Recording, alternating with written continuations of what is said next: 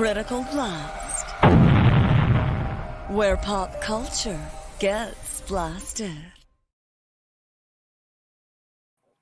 And good evening, everybody out there. This is RJ Carter, Senior Managing Editor here at CriticalBlast.com. We are on day who cares anymore of the COVID shutdown and self-incubation here. So it's great for live streaming because I don't have to leave this chair. I just turn on the camera, and we're always glad when you come here and show up. Tonight, we're getting a little bit away from what we've been doing with all our crowdfunding efforts and helping people see their projects through to fruition. We're back to doing some movie review work. And with us tonight, we're going to have the cast and crew of Black Pumpkin, which is a really cool slasher horror kind of thing. We've got somebody here who's going to give your traditional Jasons and Michaels a run for their money. But before we get into that, let me bring in my co-host for tonight, Damascus Mensmeyer. Damascus, how are you doing tonight? I'm doing well. Day whatever of the COVID incubation. Yeah, 16 jillion, something like that. I don't know. It's beyond comprehension anymore. So let's bring on our guests here. We'll bring in start with director Ryan McGonagle. Ryan, welcome to the show. Thank you for having me. Hey. And then we have Dave Jansky. Dave, thank you for coming on. Happy COVID. Hi there. Happy COVID. Again. Ellie Patricios. Hello. Hello, Ellie. Thank you for coming on. Thank you for having me. Jacques Derosena. Am I saying that right? Derosena. Derosena. Thank you. Jacques Derosena. Hello. Hello. Jason Kilpatrick. Connor Weil. Hey. And Dogen Eyeler. Hello. Welcome everybody to the show. Glad to see you all here. Hello, everyone. I am going to move Damascus to the lead and drop me down to the bottom here because he's our resident horror host. There we go. So Damascus, take it away, and I will just enjoy the show and jump in with inane questions. Oh well, you watched the movie too. You saw how cool it was. I did. That. Yeah. With a very cool, very scary villain. Well, the first thing I'd have to ask is that's the general thing of where the idea came from. I mean, who came up with it, and how did Black Pumpkin come into the world? Let's see. Well, Black Pumpkin is actually a sequel to a movie that will be coming out in February. Somehow they got them switched up, but called Legend of Fall Creek.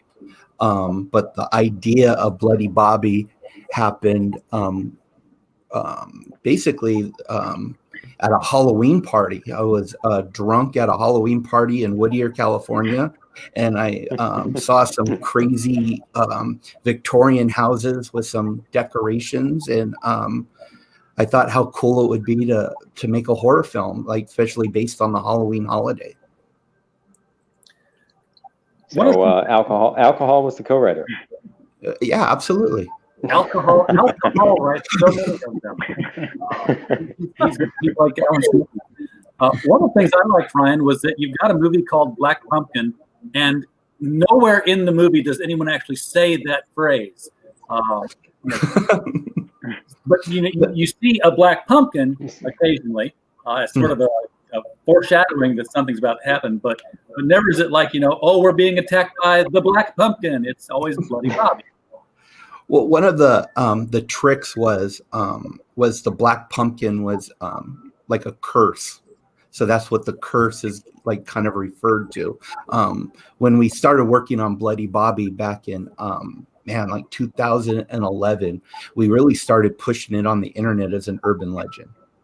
And we had people send in pictures of Bloody Bobby sightings and stories and all that. We really tried to work the Twitter crowd and try to do stuff like that to build up almost like what they did with the Blair Witch Project, get a viral marketing going, and then, hey, we're going to make a movie about it. And so I think it was October of 2014 is where we actually started work on the first movie, Bloody Bobby. But when we decided to do a sequel, it was kind of like, are we going to do a reboot? Are we going to do a sequel? So instead of calling it Bloody Bobby 2 or whatever the title was going to be, we just went with a whole new title, and that's Black Pumpkin. And there was references. One thing I love about it is the for the advanced horror fan, there's all the references. You mentioned Blair Witch in there, which is actually mentioned in the movie. Yeah. As our references, there's I picked up on. Let me see, the character's named Lori, Reagan. There's Barker Brothers, of course. So I see lots of horror Easter eggs hidden in there. Right. So you have Dogen, who played Elliot. So we have the name from E.T. Jock played Mr. Carpenter for John Carpenter. Grayson played Pork Chop, and that was like kind of my attack on the Goonies character with the whole Lawrence, I was trying to have references all over from like 80s style horror and sci-fi to really, so like the horror fans knew what we were doing. They could pick up on the little tidbits. In fact, the trick that I enjoy the most, and I'm not sure if you guys picked up on it, was my tip of the cap to Season of the Witch, Halloween 3. There's a couple references in there. One of them is the commercial that runs obnoxiously through the whole movie. The Yummy Halloween fun. Yes, Happy Halloween fun. And there's actually a shot where when the kids are walking across the playground that I really want to just match from the poster of Season of the Witch. Speaking of the 80s, there's the other thing that's striking about the film is that even though it's set in the modern day, there's a 80s vibe about the entire thing, even down to like the clothing colors are very Miami Vice. Yeah. Well, the first movie, Legend of Fall Creek, we ended up turning it into a grindhouse film, so it kind of had this ripped film, faded look through the whole film. So when I decided to do a sequel or the reboot, Black Pumpkin, I really wanted to focus on an 80s movie. I thought it would be cool to have it a little bit faster pace. And I pulled a lot of references on timing. One of the things that I really stuck to was the timing that they used in Gremlins, where it was a little bit faster pace. So you didn't really give the audience enough time to, get bored. We're constantly doing the fast cuts to the action and stuff like that. So who had like the hardest part of all the actors? Like who had which one of you had like the most the hardest stuff to do in the movie? Well, I know I got Ellie to cry.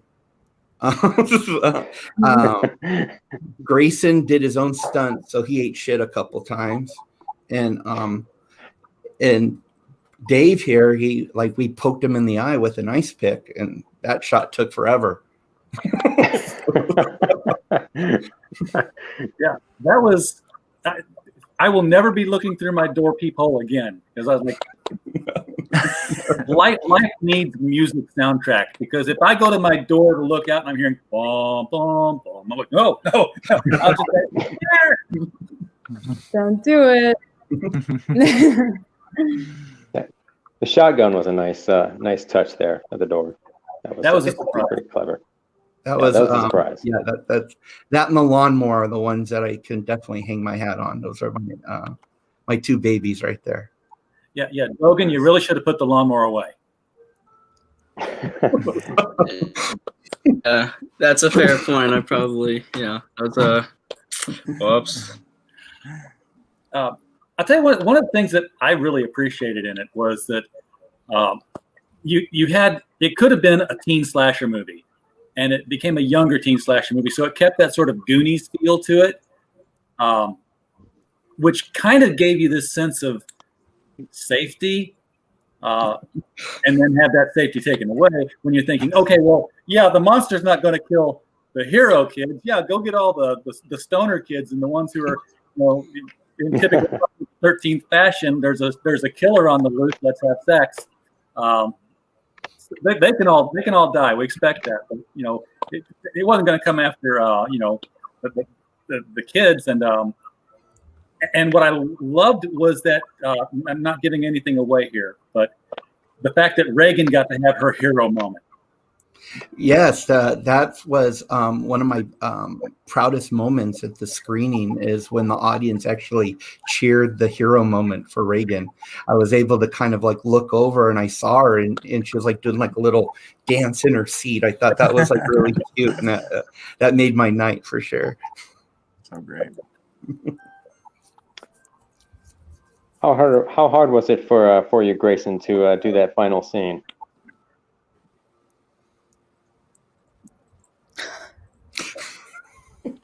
Well, was that in the final scene, or did they get an older pork chop? Yeah. I don't see another person listed. You know the scene we're talking about. I think his mic died for some. He's talking, but I can't hear him. Yeah. Uh-oh. Grayson was gun ho through pretty much everything we put him through, and I beat him up quite a bit. He was great. And yeah, and now you go. Go ahead, Okay. Yeah. I was really gung ho, like Ryan was saying. I was really gung ho for the scenes, but the only thing I did not like was that fake blood because I was like eating the fake candy that you guys kept that Ryan and them kept making, and that was really sweet. And then they give me this fake blood stuff, and it tasted absolutely terrible. Best way to explain it, it tasted like corn syrup without any sugar in it. But everything else, it was real fun. I was like, why not put a real raisin in my mouth, But you can't do that, obviously, for safety reasons. But I was really happy doing it, honestly. Yeah, Grayson was a good sport. We and Ryan Poole, who were the Barker brothers, we beat him up quite a bit. It was like every scene together. It was like, yeah, just push him down and then shake him. And then slap him a little bit. And I was like, oh, okay, are you okay? And every time Grayson was like, yeah, I'm good. Go ahead. Like, all right, Just punch me a few times. If I break a rib, it's fine. He's like, all right, you're a sport. Here we go. Ready? It's great. Fortunately, I showed the Barker brothers where it's at. That's right. Yeah. Ellie's character was taking crap from nobody in this film. That was she was very, very in control of herself and in control of her surroundings. So she could stand down. Okay, we're just chilling now for audience people to come get the movie. She stood up to two bullies in her panties and a t-shirt. We were scared. We took off. Yeah, I was like, whoa. Sales just went like this. Now, if that doesn't say 80s horror. Exactly.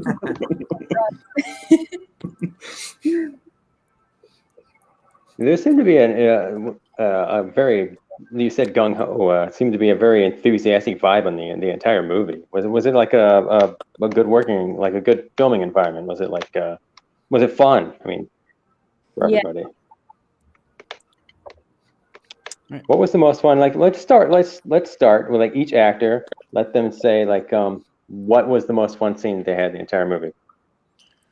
Oh man. Okay, I'll go first because I got one right away. There was a moment where, first of all, Ryan was so much fun to work with because he really allowed the actors to make not only the characters their own, but like the scenes their own.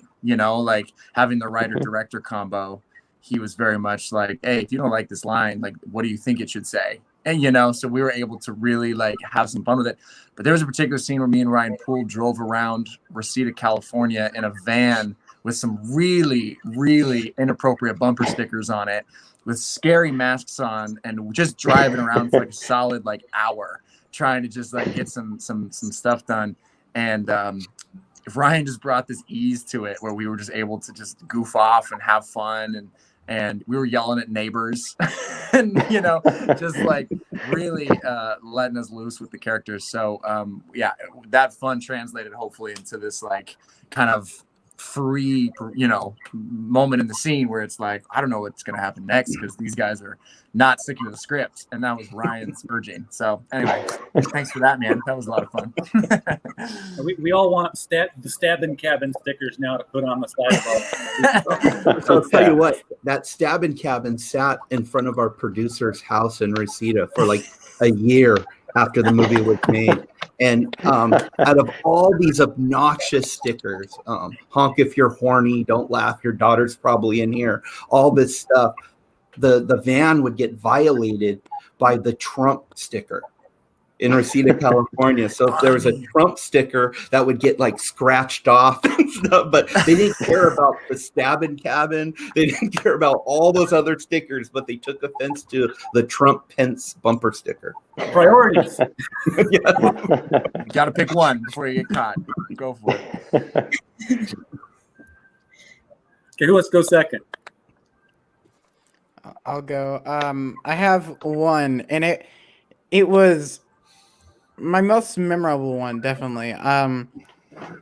So the first shot you see me in, or the first shot I ever did was Ryan had me on a bike, and I hadn't ridden a bike in like a month, and it was a long time, and so he was like, hey, so there's this bridge like maybe 3 or 4 blocks away, and he goes, I want you to ride from that bridge to the house that we're filming at. And I was like, okay, yeah, we'll walk down there. It can't be that far. We kept walking towards the bridge, kept walking, and it wasn't there. And I was like, Ryan, where's the bridge? He's like, it's just up ahead a little bit. It's not that far. So we kept walking, and we finally got there. And it was like 98 that day. I had a long sleeve t-shirt on underneath a gray hoodie. And he goes, okay, now what I'm going to have you do is we're going to have you riding down this road as fast as you can. You're going to turn, and then you're going to go to the house in 90-degree weather with really hot clothes on. And I was like, Ryan, you got to be shitting me. And he goes, no, absolutely not. You ready? All right, I'm going to film you. And I'm like, okay, sure. And so we did that, I think, about 3 times. And every time at the end of it, I would have to jump off my bike and start running. And so by the end of it, I remember having to just like sit down for a minute because I couldn't breathe. I was like, Ryan, I hate you right now. I hope you realize this. But His dad did tell me to abuse it. Okay, I gave you permission to abuse me. His dad did say abuse him as much as possible. But it was awesome because before we filmed him on the bike, he was already blown up from the walk to the bridge. So it really looked good on camera. He was exhausted. But that was fun. That was honestly really fun. I actually ended up really liking that bike afterwards. I got really comfortable on that seat. Grayson's great at the outtakes. There's so many improvised one-liner outtakes that I couldn't squeeze in the movie, but I was really trying. But there's a part where the Barker brothers throw him to the ground, and Lori comes and saves them and all that stuff. And as they're walking away, we found this clip of Grayson just waving by, and it worked so well when we edited it in there. He's literally getting abused by these guys, but as they're leaving, he's all bye. Bye. It really hurts more when you're being the bully, to be waved at goodbye than to anything else. Any swear word, it doesn't matter. A little bye, you're like, man, right. Worse. And there's also one where he blows a kiss to Lori when he's on the ground. That wasn't in the script. We're not sure.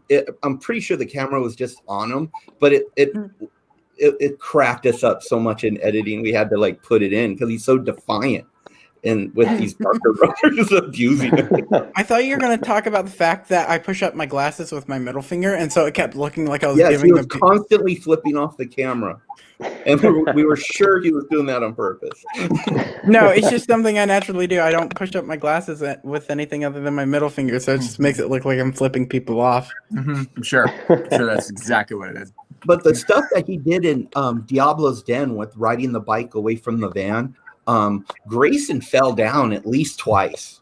where and like we were like worried that we like lost an actor, and there was a time where we had him going down a hill, so the camera's like looking at him straight on, and he's just riding towards us, and he's supposed to pass the camera, and we were so worried that he was so tired he wasn't going to be able to stop our turn to make this, so we had his dad and like a couple of the crews standing there to catch him so he wouldn't go off a cliff. Mhm. Right. I also remember my dad was like, you and my dad were there, and you guys were like, all right, go ahead and turn around. And we were going up the hill because we wanted to make sure that I could ride down it. And the one time I really ate it was when I was turning the wheel and I fell down, standing still. And I like rolled down the side of the hill a little bit. He did all his own stunts. He's a trooper. Standing still with wheels is the worst time for accidents.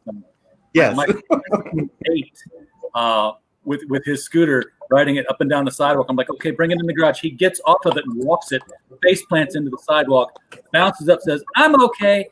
And I've got this jack-o'-lantern grin of shattered teeth looking at me. I'm like, no, you're not. Oh, man. Well, Ellie had like an extreme encounter too, where the night where you fought off Bobby and you thought your sister gets cut up. Gosh, yeah. I was going to mention that as like one of the funnest scenes, but then I was like, I don't know if that was one of the funnest scenes. I was genuinely scared of Bloody Bobby. The costume designer is extreme, and she went into great detail. And although it was Joe Osmond underneath this costume, it was very, very real on set. Like Joe, she's so sweet and charming, and she'll say something now and then to bring you back into like, it's all right, you know. But then suddenly it's like if she doesn't say anything at all, it's like, oh God, is she still there? You know, you really feel like when you're in that moment and you know, as an actor prepares, you know, it's very serious. And I got a lot of anxiety that day. I remember having to run because Reagan, we were running outside of the house. We were trying to get away from this monster. Get out of the house. It's safer out there. There's more public pedestrians and stuff, and our neighbors will hear, right? The door, it was time so that the door would shut and I would get, you know, left behind, unfortunately. But I still kept running. I ran and I ran straight into the door and I clapped down backwards. And I was like, oops. Like, and then I remember another time I really ran like, do the door scene, I slipped on a chair. And then I also fell. I took a lot of falls that day. That was an intense day. But my favorite, most fun scene was the basketball scene. That was like, I don't know if you guys saw the movie. We haven't seen the edited version ourselves, so we don't know what clips were used. But it was like a simple setup. Like we're playing basketball, we're girls in high school, you know, it should be a thing. But I don't think anyone has played basketball in quite a while, apart from like maybe one or two girls. So I think Dan had to like come sort of like with an action cam because it was just like we were appalling. And then once we knew we sucked at basketball and we couldn't get the ball in the hoop, we kind of like got the giggles. So it was a really like hard moment. But it was fun. It was fun altogether. I remember when one of the actresses, she gets the basketball and knocks the phone out of her hand. I'm like, what's she doing on her phone while they're supposed to be playing? You're right. Oh man, there's a lot of quirks in it. I think it's great. Like the characters. You're right. Yeah, and it was okay that you were running into stuff and tripping on stuff because it's a horror movie. Everybody, you're supposed to trip on stuff. That's how they catch you. Exactly. Yes. Well, Dave, you got the you pretty much you set things up in this show. You were the front end of everything that lets us know that there's going to be a horror movie happening. Set in motion. Yeah, you're right. So what did what do you do to prepare yourself to be the scene of the disaffected, tired as hell sheriff that just wants to, call it a night? It took a lot of training for that. Went through a lot of detail for like months to get the character for this. I don't know if on the film, it was part of the pre-production part of it was really nice because I want to give props out to the set designers and the prop masters. They did a phenomenal job. We didn't have a budget at all, and there was a scene that we had. It was in my kitchen that I had to do something before everything happened, and the scene maybe lasted 30 seconds. We were in the production meeting, was asking what kind of kitchen should we have. I says, let's have avocado appliances because this was set back in the day. And somehow we didn't have a lot of money in the budget, so they went out to the sidewalks and the alleys of where we were at and got a kitchen together, old abandoned appliances, made them avocado, and I had my avocado kitchen, which was really, really cool. Wow. And it was really, the whole setup, all that time took maybe, I don't know, on film, maybe a minute and a half, but that kitchen lasted forever. It was still in our producer's garage for literally a year afterwards. But it was great to see something from an independent film. You can take almost nothing and with no budget, and you create with a little paint and a little imagination. You can make something magic happen. Yeah, and hang on to that because you're going to visit the 70s in movies a lot, I think. You think? Yeah, absolutely. Dave was he was in the beginning stages of the Bloody Bobby, the first movie, and even like before there was even a script. And one of the things I approached him about is because I wanted to have the Dr. Loomis character. That's what Sheriff Levitt was in the first film, Legend of Fall Creek. And he did it well, but I kind of felt like he escaped in that first movie we did of Bloody Bobby, so I had to kill him and might as well do it right away in the opening 10 minutes. You told him you were supposed to say that's a secret. It's okay. Secret's out. Wow. No. Back actually, I was with Ryan when he came up, when he was drunk, and he first came to the idea of Bloody Bobby, the idea. I was there in Whittier in the famous time he got inspiration to make the movie. So I was there from the beginning with him, which was great. In fact, Kurt Clendenin, he was who plays Alix, played Reggie in the original film, and he was at the party and he got drunk and we couldn't find him. He was like passed out on like a lawn, like 2 doors down, but he had like a majority of the party looking for him, and the dude can't hold his liquor, which was we learned that day, and poor little guy just passed out and. And I remember Dave taking him home. Had to stop on the freeway on the way because he was going to throw up. He's, I gotta go. I said, dude, not in my car. So we pulled over, and he upchucked. Then we got back in the car, of course, and a cop pulled us over. Had like all the blue lights. He says, "What's the matter?" I says, "My friend got sick." He says, "Well, it's dangerous to stop on a road." I go, "Well, I play a sheriff. I got it handled, man. We're good. And he let us go, so it was good. But yeah, we don't let Kurt drink anymore. At least we limit him very severely. Okay, so Jacques, you were you had a role in here, instructing these young lads. Yeah, I mean, I played Mr. Carpenter. That was Dogen and Grayson's teacher, giving them the assignment to kind of like figure out something productive that they can do, and lo and behold, they start doing an assignment on finding out some voodoo dolls and getting the whole town freaked up. But at the same time, they're kind of like discovering some old wounds that the town had kind of like buried a little bit. So they're bringing this stuff to life while they're filming this, So it's a little interesting. Another interesting thing that happened. So one of the locations that we needed to shoot, I found one of the locations for us to shoot that we needed night shoots, but we had no idea that this location was actually haunted, and it actually belonged to a witch. And while we were there, we saw that this home, actually, she had like hundreds and hundreds of witchcraft books all over the place. Oh my God. And right, you guys remember that? And like, and she had the painting of herself that everywhere that you look, it was looking at you.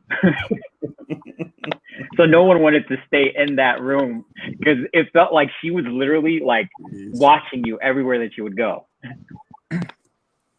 That says production value when you shoot in like a real haunted house. You don't need special effects if you can get actual haunting to take place. Sure. That's pretty cool. You bring up a good point here that I hear a lot when we talk with people who do independent films, is that most of your actors in an independent film are doing a whole lot more than acting. They're part of the production crew. They're helping find sets. It's not like, once you're, I don't know. I'm going to age myself because I almost said like Humphrey Bogart or Lauren Bacall. You just go on set and you act, darling, and that's all you do.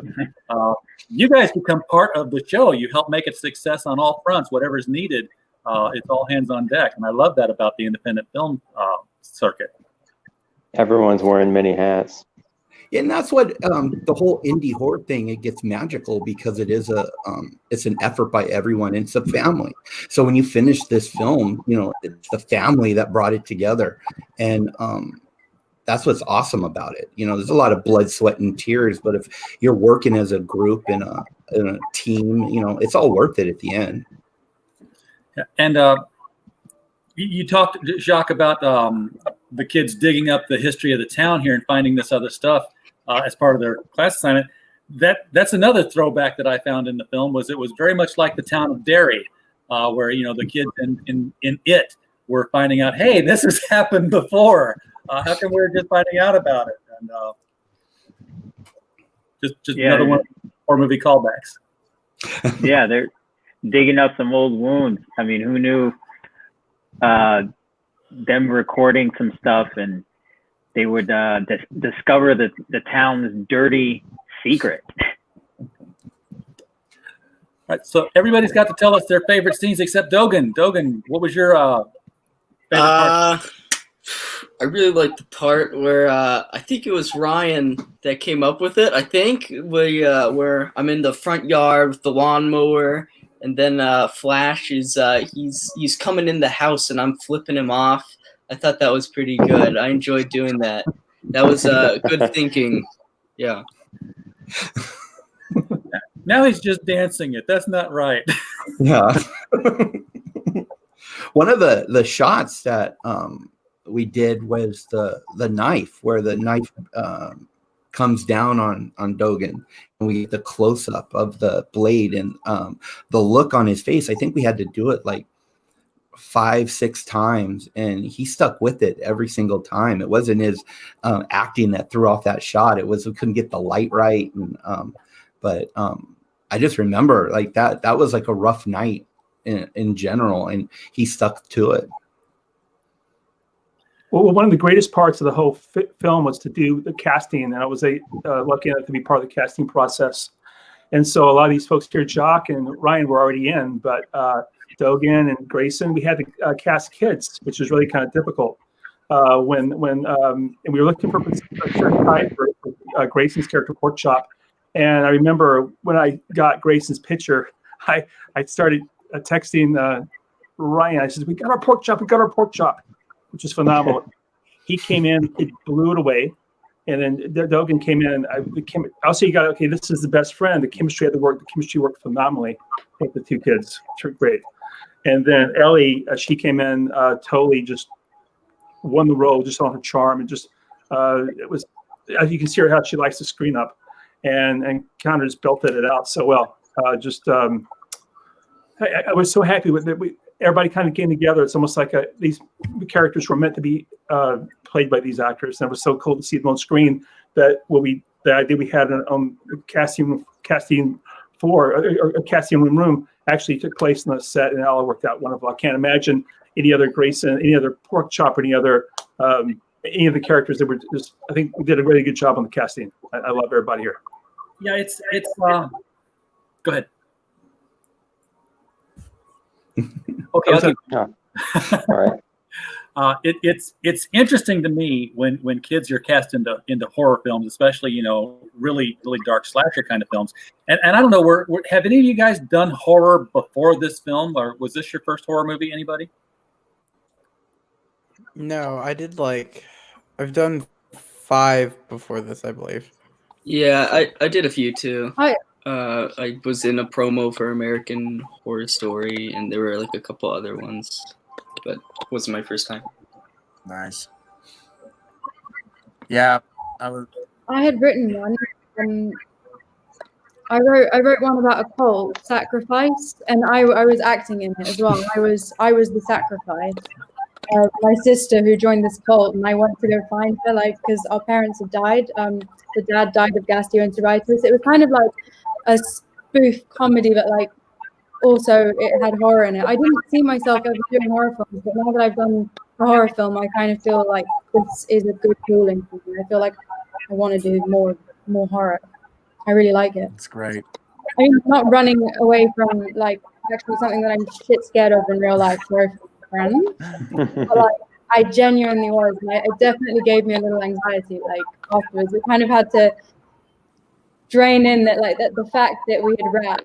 I couldn't kind of come to terms with it because it was kind of like you're spending so much time under for example, in certain scenes you'll see some actors are in difficult positions, like under fairy lights or so on. For my case, I was under fairy lights. I felt like you'd been kind of taken hostage, and then suddenly, this is your day job. You're going and you're getting taken hostage, and maybe you have to redo it again for any purpose. And kind of coming out of that and going into reality is so weird. It's so much weirder than coming out of a comedy or a drama. It's different, spooky. That's it. Connor, what about you? Any horror movies in your past? Yeah, I've been a part of a few. I think most notable, I was a part of a show called Scream on MTV. It was the full reboot of the Scream series, and basically I die in probably 95% of projects that I do total. So it doesn't matter. As soon as I get scripts that they're like, I think you would be great in this, I'm like, let me guess. About halfway through, I get killed horrifically. Great, I'll do it. Let's do it. So funny enough, I know my character dies by getting my intestines pulled out in the middle of a ditch in the middle of nowhere. Not the weirdest way I've died. I want it, it's really fun. So yeah, no stranger to the horror films and the horror stuff. It's the most creative medium. I mean, honestly, it's you can do most with it and really grind out the characters and then hopefully get upset when they die or cheer when they die, depending. That's when you really get to feel that emotion. So you're following in the footsteps of Sean Bean. Hey. It's true. You get the best role, and then you go ahead and die. It pulls the heartstrings sometimes. Yeah, it's just I don't know. I can never reconcile to myself because I'm not in that industry. What it's like to have to work with younger kids and pure horror themes. I had the opportunity years ago. Kick-Ass was out. I was doing an interview with Nicole Vets, and I was going over her IMDb listing. I'm like, oh, this is going to be cool, but she has 6 bad words in the film because that was the whole thing. Well, what else has she been in? I'm like, oh, this poor girl's going to need therapy. The things that I'd seen that she had been in. Do you have any of that stick with you as far as is it easy to disassociate from the fact that we were just pretending today, even when you see it on screen and it looks edited together to look more real? Me? Anybody? It is so weird. My death scene. I guess I get hurt really bad, and something happens to my eye. Every time I go over and see Ryan's little boy, he thinks your eye's better. I don't know what the little boy's watching our movie for, but he sees the scene. He saw the first part of it, and the kids really think that it's real. So it's fun. Yeah, my son I was doing some just edit, big chunks of edits. so I could send off to the producers almost like dailies to see if we were like missing anything. And I was playing around with his big eye gag, and my little guy was sitting there. So he watched us setting it up because he's watching like the whole edit happen and everything. And then one day I have like this gathering, and Dave shows up, and my little boy just is like, "You're alive. Your eye. It's okay." Damascus, you want to jump in anytime here? Yeah, I was going to say the other thing, one of the other great characters in the movie, I thought, was actually the musical score. I thought it was very evocative of the 80s. That was obviously an intentional choice, but I really picked up on that. What was the... Chris Corman will love you for that. Yes. Shut up. We Chris Corman and Beat Royalty put so much effort into doing the score and trying to keep it with that 80s vibe. We were going with kind of like a Stranger Things type of feel. And because the movie got edited so much in post, the score was done early on. So we would constantly have to go back in and have them re-edit the score to fit what was going on. And they put a lot of effort in that. I'm very happy the way it turned out. And they also produced the theme song at the end. Do You Feel the Monster? I thought that was like really cool, and it fit the movie well. That was a very good song. I love that. Yeah. But I do want to give myself credit. I wrote the theme song to Dr. Frank Gold Butter Zombie Bar, and I got to actually get a writing credit for. I'm a songwriter now. I get song score and all that stuff now. I'm a songwriter. I'm like James Taylor now. It's not my life. James Taylor. Okay, good. What was first of all, television in the background had a huge role throughout this film, with of course the yummy Halloween fun ads, but also we start off and Dave is watching Night of the Living Dead, and I didn't look up what the other film was, but you found some public domain things that you could get used in there, I'm sure. Isn't that the trick for all independent horror? Like you just constantly use Night of the Living Dead, and but we used Night of the Living Dead was the big draw. We book in the movie with that. We used White Zombie, which is I think one of the most underrated public domain movies there is, and and then Plan 9 from Outer Space. We could use that one. Classic. Yes. But the whole Night of the Living Dead, that's kind of the opening score of the beginning part of the film. I thought worked really well, where just finding that right piece of the movie to have Dave go through the house and stuff was that was pretty cool. I really enjoyed putting that together. Yeah, he's searching the house and the television's doing, "They're coming to get you, Barbara." Yes, we get to use the most famous line from the movie. So And to use it. Yes. Ryan is such an expert on the horror films. I mean, I knew a little bit about horror, but the guy knows. I mean, he's a Rain Man of horror films, totally encyclopedia, and he loves the genre, and he shows it by the way he puts these little touches in.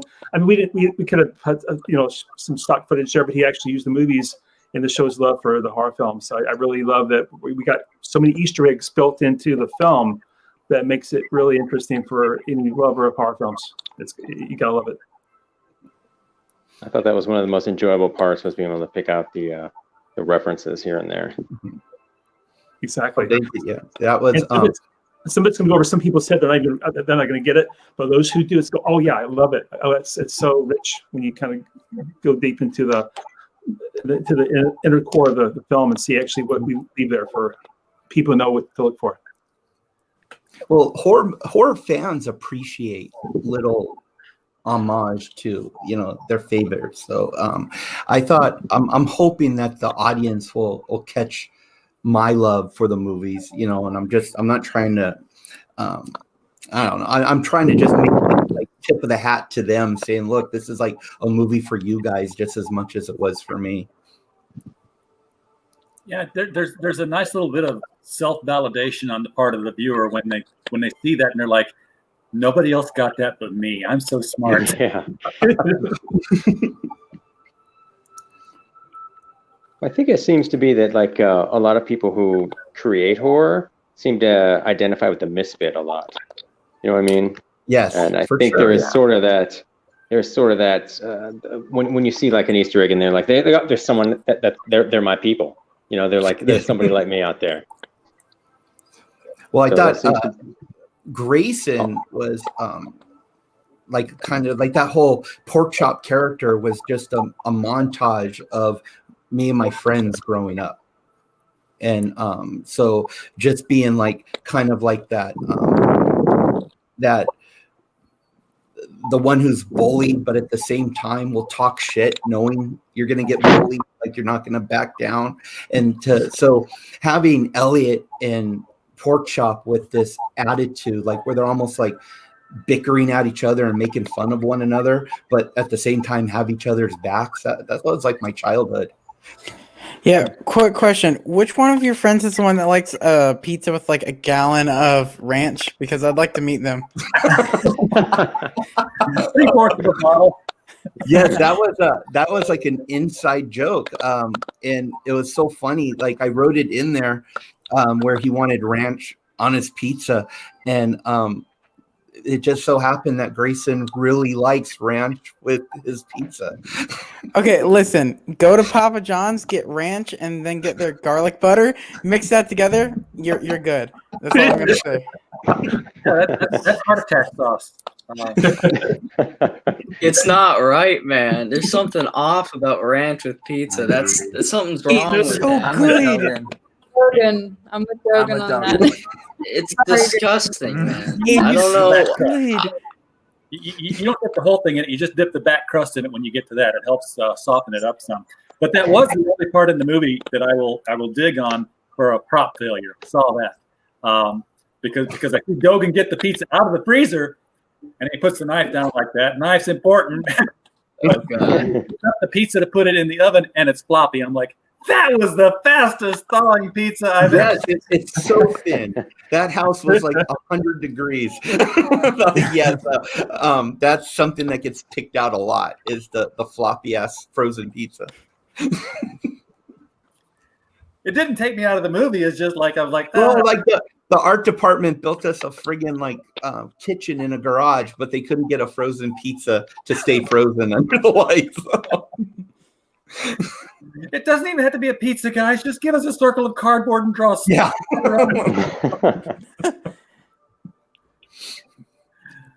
What was the hardest kill scene to choreograph?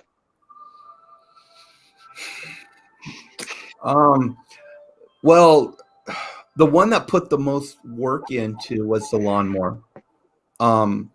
So we were in Reseda and it was about 11 o'clock at night and we already put in a 12-hour day and the cast and crew were just exhausted, but we had to be out of that location. That was like pretty much the last night we could be there, and we still had that death scene. And I just remember when we got to a certain point, we're past 12 hours, we had to tell everyone, okay, we have this one shot to do. And people were just dragging ass. But then when they realized that we were doing this kill shot, all of a sudden these people started getting this second win and they started getting so excited to get it done. It was like, I took a step back and I saw these like grown ass adults putting together this gag and how excited they were. And I go, this is not a grown up job. This is fantastic. And I'm really proud of that lawnmower thing. But the hardest shot to get is for some reason was getting Sheriff Levitt's eye aligned with the light in the hole that was coming through the peephole. That took forever. And it was like about 4 o'clock in the morning when we did that. Yes. It was the end of a very, very long day, and it was just like you had to look in. It was the perfect shot, and it was you have 30 people look at you. Get it right this time. So yes, I was seriously just seconds away from kicking his ass in the back because he couldn't line. At one point, I remember we grabbed his head and we were trying to like line it up so he knew where the light was. But as soon as we had let go, he would go like that. Well, of course. he knows what's going to happen in the scene, and somewhere in the back, Yeah. he's thinking, "What if Ryan's trying to save a buck and actually just shove something in my eye?" And I don't ask him. You're right. He could have done it. what would be the cheapest way to do this effect? Stab me in the eye. Yeah, just do it. The other gag that was fun, just when you go by the outtakes, was when Grayson at the end of the movie takes a fall, where he just falls out of frame, and so we get this great shot of him acting, and you have this blood coming out of his mouth, and then he falls, and then you just hear this "ow." That's actually perfect for the pork chop character too, though. Yes. Ow. Yeah. What you talk about the kill scenes, Damascus. Yes. What I really liked about Black Pumpkin was that it wasn't just I'm going to kill this one with a machete and this one with a sword and this one with a meat cleaver. Bloody Bobby was creative. Yeah. You would die in a way that was ironic and yet fitting to you and some experience you had just had. Part of the what Bloody Bobby morphed into was I almost was taking it from like Home Alone. So I thought of it as like Home Alone gone wrong, where this kid was coming up with ways to make it almost like poetic justice on certain things.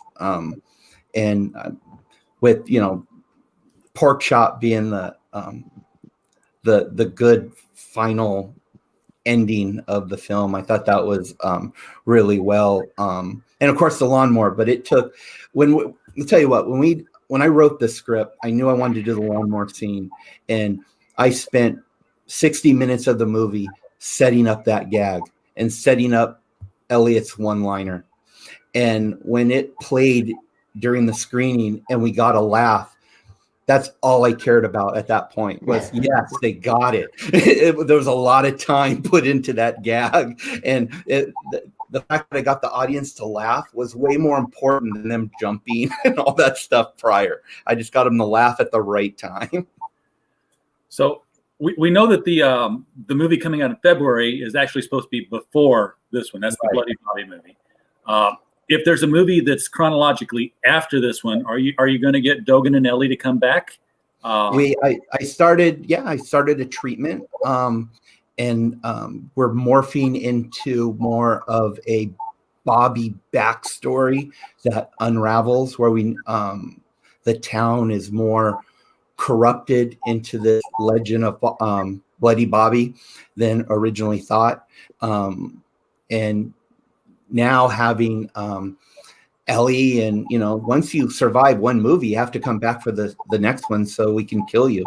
That's kind of like the rules of horror, right? Absolutely, yeah. And I knew that Laurie and Elliot were going to be safe during the whole thing because they didn't get a bloody nose. If you're you picked it up. Thank you.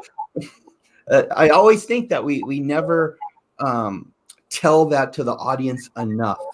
So I'm glad you were able to pick that up. That's something in the script. It looked, that when you're about to die, you get a bloody nose. But when you're on set and you're throwing the special effect in there and all that, like the nosebleed is like the last minute thing. Like, okay, we got to throw that in there. Matt, back to you. Well, let's see. So if there was a sequel, I mean, the Black Pumpkin's like very 80s inspired. Would it be 90s inspired, 2000s inspired? I kind of joke around with if we did a 90s, we're going to have to turn it into Scream, where it's a whodunit at the end. Where the last 15 minutes, like, who is Bloody Bobby? And we'll just try to figure it out that way. But yeah, I kind of wanted to go with the whole 90s vibe. And believe it or not, one of the 90s movies I think is like really overlooked, and it's not Scream or I Know What You Did Last Summer. Is I think Urban Legend is one of those films that people forget about. And I really like the way that they set that movie up, especially when it comes to like the music score building up to the death. So I would like to kind of go in that route, where we're kind of playing around with the urban legend vibe in the next one. Yeah, was it? You had the intricate mythology planned out, so that would play into that. Yeah, and the basically the mythology is that in 1988, Bobby was bullied and was chased out into the woods and never returned. And it was like a week later that the kids finally came forward and admitted to what they did. And then they sent out the search party and Bobby was never found. So when Bobby comes back around, because they called him Bloody Bobby because he had the chronic nosebleed. When you know you're next, you're going to get the nosebleed. That's how you know he's hunting you. Yeah, that's now there's definitely something supernatural too that's happened to Bobby in his time in the woods, because it's years later and Bobby is still a little kid, and we know that this is like a decade or more in the past.